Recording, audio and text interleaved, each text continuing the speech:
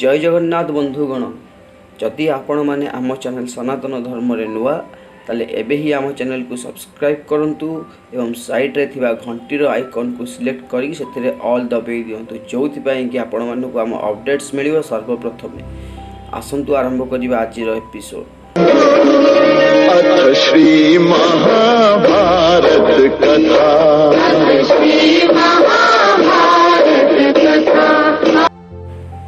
महाभारतर 9टी सूत्र सबु काले समस्त उपयोगी और कल्याणकारी सिद्ध होता है।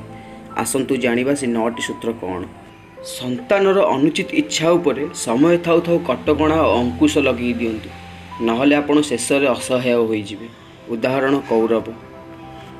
तुम्हें जेते बड़ शक्तिशाली हो पछे अधर्मर संग कले तुमर सबु अस्त्रशस्त्र शक्ति वरदान सबकिछि निष्कूल हो जाई थाए। यार उदाहरण है कर्ण।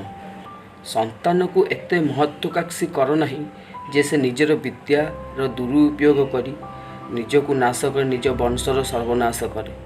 जार उदाहरण है अश्वत्थामा। जीवन में केवे भी क्या एमिति वचन कि कथा दियो नहीं जो कि तुमको अधर्म आगे निजक समर्पण करने को पड़ो। भीष्म पितामह। संपत्ति शक्ति और सत्तार दुरुपयोग कले और दुराचारी मान संगत बसिले शेष में सर्वनाश को ही निमंत्रण करने को पड़े। दुर्योधन। अंध व्यक्ति अर्थात धन मोह अज्ञान मदिरा काम आदि रे इच्छा रहिले से व्यक्ति अंध समान होता है और तांको हाथ रे शासन बा सत्ता रहिले विनाश निश्चित घटी थाए। जेमितिकी धृतराष्ट्र। जड़े व्यक्ति पाखरे थिबा विद्या बल जदि परमेश्वर सांगरे रहे ताहले से व्यक्ति को निश्चय विजय मिली थाए। अर्जुन। आमे जदि सबु कार्य छल कपट प्रपंग करी चलिबा ताहले सर्वदा आमको सफलता मिली पारिबनी कि सर्वदा सफलता मिली न थाए। शकुनी।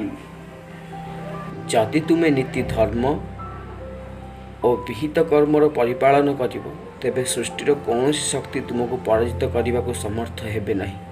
युधिष्ठिर। धर्मराज। रीति नीति विद्या और विनय यह सुमतिर चारिद्वार अटे। यह को प्राप्त सही मनुष्य हुए जार हृदय उदार। जय जगन्नाथ। बंधुगण आपण मानक आमर ये महाभारतर उपस्थापना केमती लगिला आमको कमेंट करी निश्चय जनइबे।